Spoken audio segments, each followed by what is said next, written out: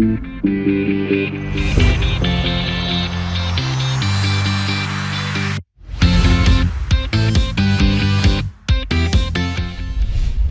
afternoon, everyone, and welcome to today's session of What's in Store. As always, I'm Erica Helligman, the Senior Marketing Consultant here at t.tec, and with me I have my good friend Tim Weber. He's the Senior Consultant for Proactive Solutions. Tim, how are you? Hey, I'm doing great, Erica. Thanks for having me on here. I'm so excited to talk about proactive solutions today.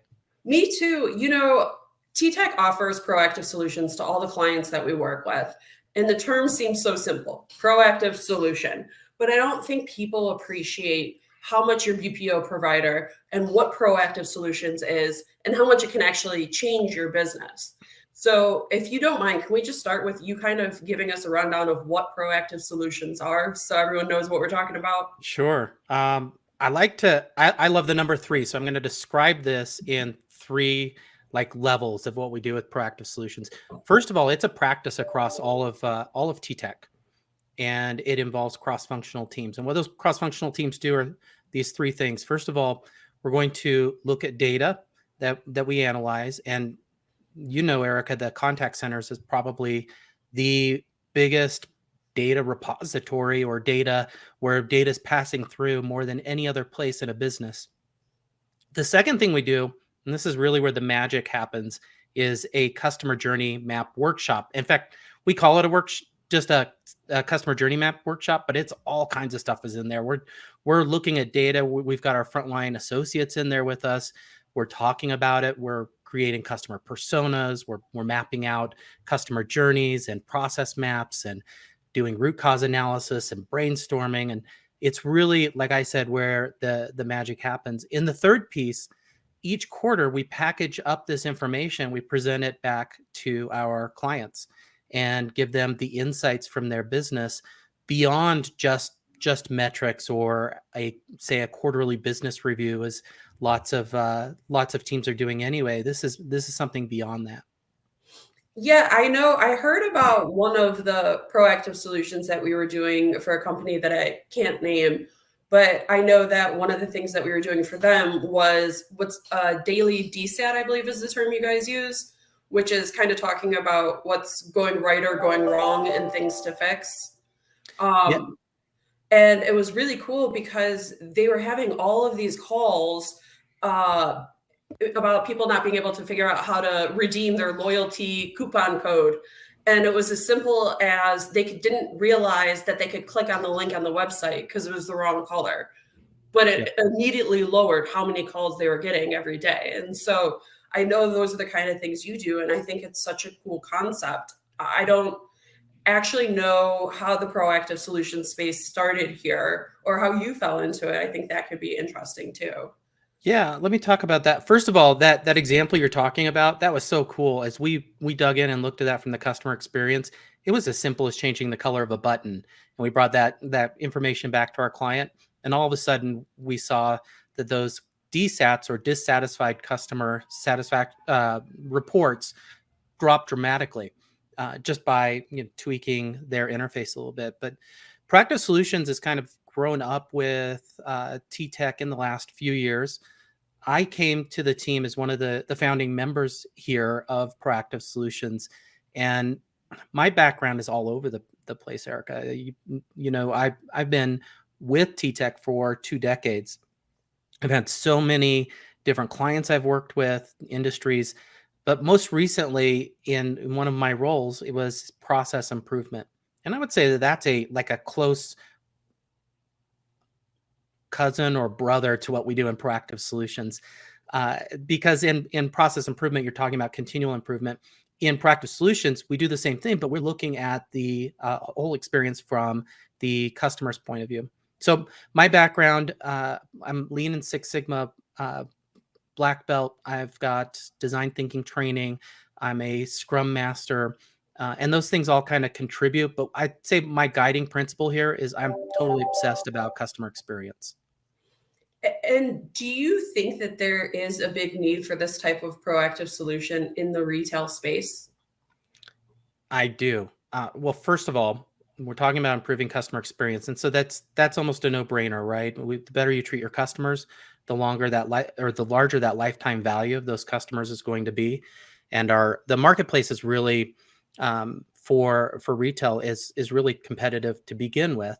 But we've had some interesting times in the retail sector with the pandemic, now the rise of AI and all of the other things that kind of go into making it not only a competitive landscape, but customers are saying, hey, I want to contact you no matter what channel it is. I want to get hold of you anytime, anywhere. And they expect a great experience. But Erica, if you don't take care of like that low hanging fruit, it doesn't matter if they have every channel to get hold of you. If that experience is poor, they're going to go somewhere else. And so that's really where Proactive Solutions comes in. I can't remember in my lifetime, retail has always been competitive, but with the rise of the Amazon and all these mom and pop shops and the ease of entrance into the market, I can't remember it ever being this competitive. And so, you talked a little bit about like the customer experience, but what is the value of the company to provide these type of proactive solutions? Well, I put it into numbers a little bit here. So if I look back just at last year, we did 114 proactive solutions projects. And our results out of those, we saw an average reduction in handle time, the time we spend with customers, reduced by 9.9% out of those projects. Our customer satisfaction scores increased 4.8, basically 5%. We'll round it up for smiles. And then FCR, we also saw that FCR, first contact resolution, super important to customers.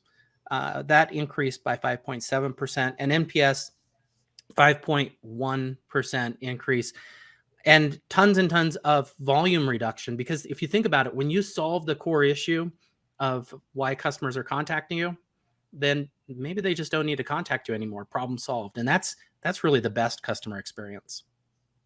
Agreed. And then you're freeing up the agents to focus on more important tasks, and that creates value for everybody. And I know I mentioned that earlier about changing the link color, but do you have any other examples you might be able to share with us on some of the proactive solutions that we've implemented? Sure. So one that comes to mind, well, a couple come to mind.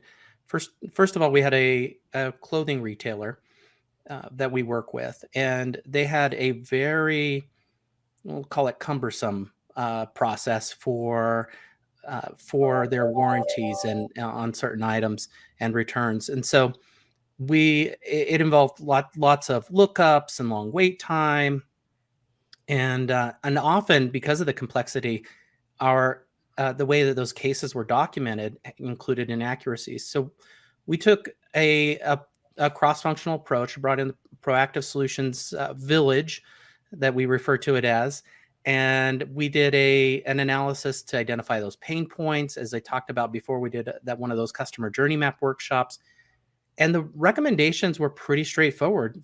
One of the things that we found was the intake form for these warranty and return claims was not very specific, and that led to lots of back and forth with customers.